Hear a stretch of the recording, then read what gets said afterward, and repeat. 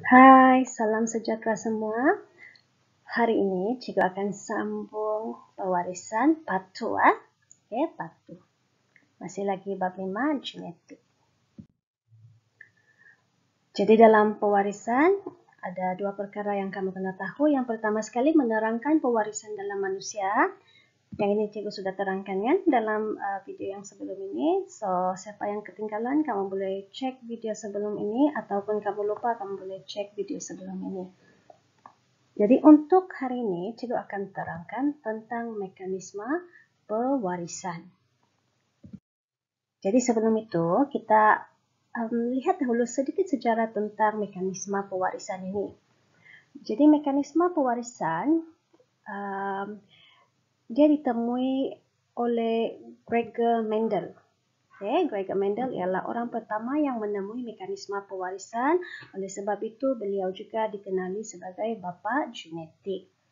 Jadi dalam kajian beliau, Mendel dia menggunakan kacang pea.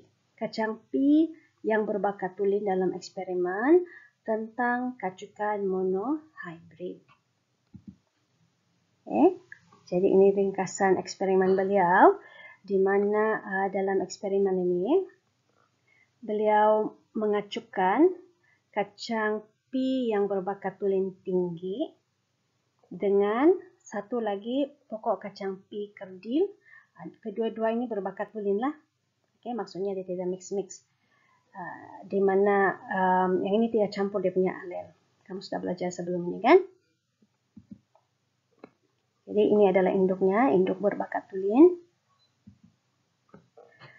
Dan apabila beliau kacukan, beliau dapati generasi pertama, kita panggil sebagai generasi filial yang pertama, semuanya merupakan pokok kacang pea yang tinggi. Jadi semuanya memiliki sifat ataupun trait yang tinggi. Tiada yang rendah, tiada yang kerdil. Tetapi apabila beliau kacukan generasi filial pertama ini sesama sendiri, ini ada banyak kan? Ada banyak ini pokok ini.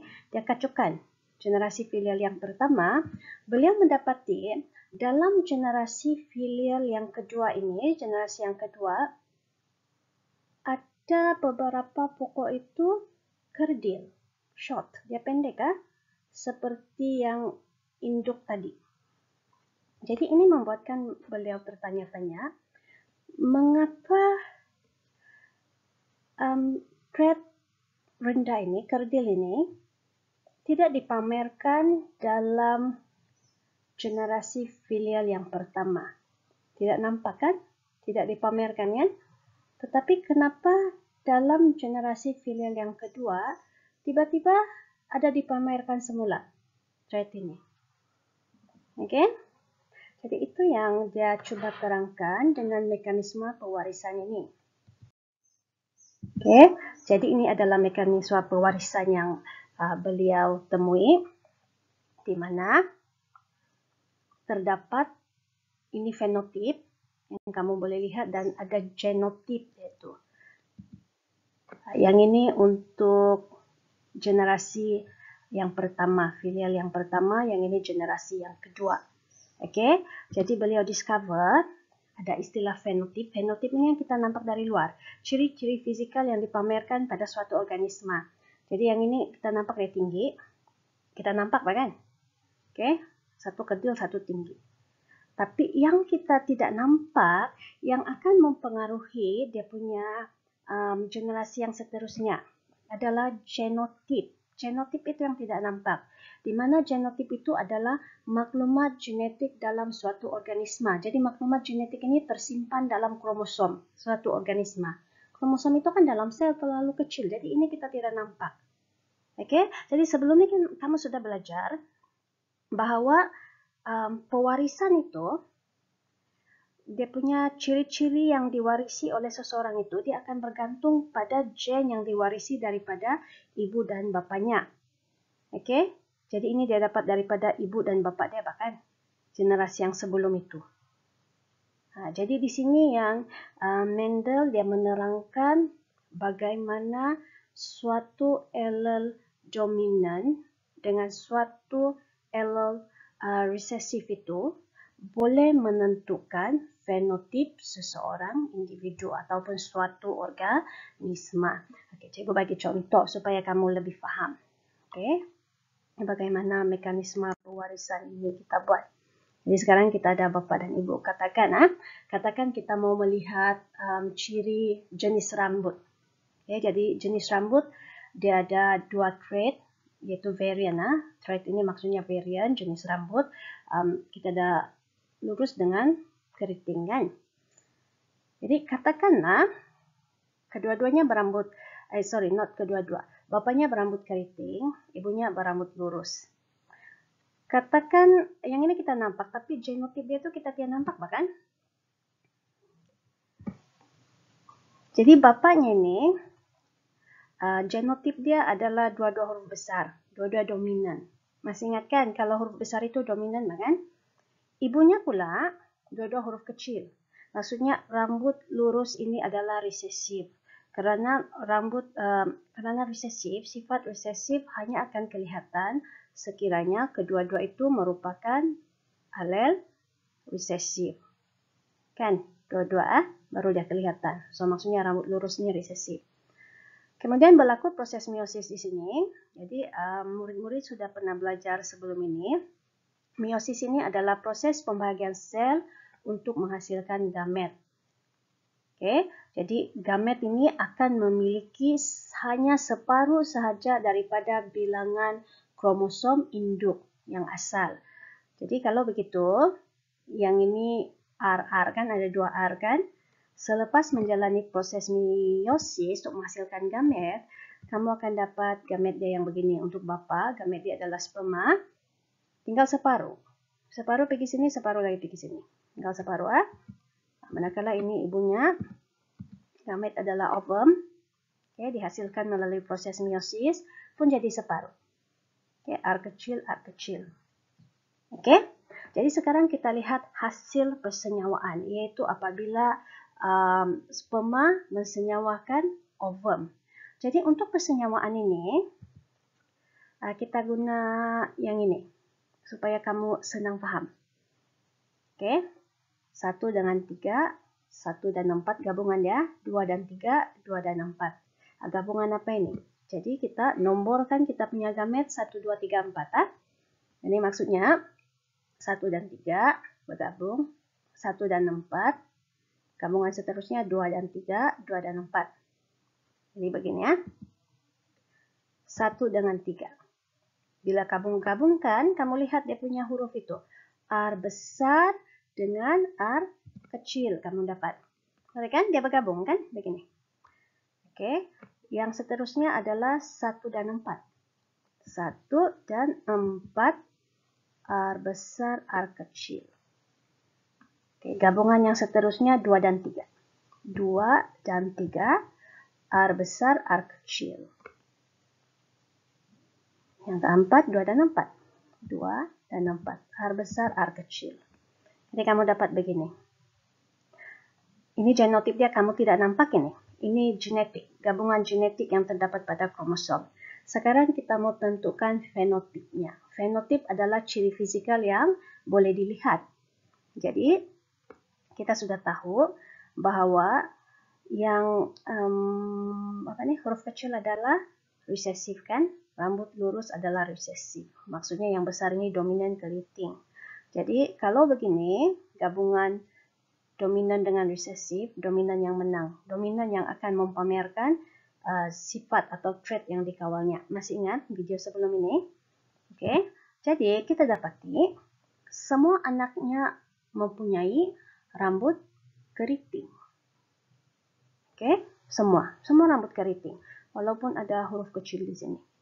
Dia membawa gen untuk alel untuk rambut lurus. Oke, tetapi semua keriting kerana pasangannya itu adalah dominan. Jadi kita boleh cakap nisbah. Nisbah itu rambut keriting kepada rambut lurus. Rambut keriting nisbah rambut lurus. Maksudnya kita kira bilangan dia. Berapa yang berambut keriting, berapa yang berambut lurus. Jadi dia bilang semua tadi kan, bilangan dia 1, 2, 3, 4. Rambut lurus tiada kan? Kosong. Jadi 4 kepada kosong. 4 kepada 4 nisbah kosong. Oke? Kita lihat contoh yang seterusnya. Sekarang ibu dan bapaknya, kedua-duanya mempunyai rambut keriting. Itu fenotip dia, ciri fisikal yang kamu nampak. Kadang-kadang kan, kita tengok itu ibu bapak dia kan dua-dua rambut keriting, Mbak. Tapi sekali kita tengok anak dia, kenapa ada yang rambut lurusnya? So sini yang kita boleh jelaskan menggunakan mekanisme pewarisan yang telah ditemui oleh Gregor Mendel tadi. Okay. Sebab fenotip yang kita nampak saja, genotip itu kita tidak tahu, gabungan genetik itu. Jadi rambut keriting ini merupakan trait dominan. Di mana trait dominan, dia boleh wujud dalam dua keadaan, sama ada kedua-duanya huruf besar, macam yang tadi itu, contoh yang tadi, ataupun dalam keadaan satu huruf besar, satu huruf kecil, begini. Ini pun masih juga berambut keriting, sebab keriting itu dominan lah. Jadi dia cenderung untuk mempamerkan sifat yang dia kawal. Manakala yang lurus ini dia kena tapuk, habis dia resesif, dia lemah. Oke? Jadi mana tahu ibunya pun memiliki yang ini, alel yang resesif ini, tapi kita tidak nampak. Oke, sebab dia resesif. Jadi kita nampak fenotip dia rambut keriting, tetapi sebenarnya dalam genotip itu, dalam gabungan genetik itu sebenarnya ada alel resesif. Oke, jadi berlaku proses meiosis untuk menghasilkan gamet menjadi separuh. Jadi sekarang pada gamet induk bapak dia ini tidak sama. Ada yang akan bawa yang dominan huruf besar, ada yang bawa yang resesif huruf kecil. Begitu juga ibunya. Sebahagian ovum itu mengandungi yang dominan, sebahagian lagi separuh lagi memiliki yang resesif. Oke? Jadi, apa yang berlaku apabila proses persenyawaan? Oke, apabila berlakunya proses persenyawaan. Jadi, proses persenyawaan kita guna yang ini, formula yang ini. 1 dengan 3, 1 dengan 4, 2 dengan 3, 2 dengan 4. Yang ini kamu ingat, Sebab cikgu takut, kalau kamu lupa yang ini, formula dia ini, kadang-kadang pelajar, dia kasih gabung balik ini. Sperma dengan sperma mana boleh bergabung kan? Atau dia kasih gabung yang begini. Ovum dengan ovum itu bukan persenyawaan itu. Dia kena gabung sperma dengan ovum, persenyawaan kan? Oke, jadi bila kamu ingat formula ini, kamu tidak tersalah gabung sudah. Ataupun ada yang terdouble balik-balik malar ini. Oke, jadi kita lihat yang pertama, 1 dan 3. 1 dan 3. 1 huruf besar, 3 pun huruf besar.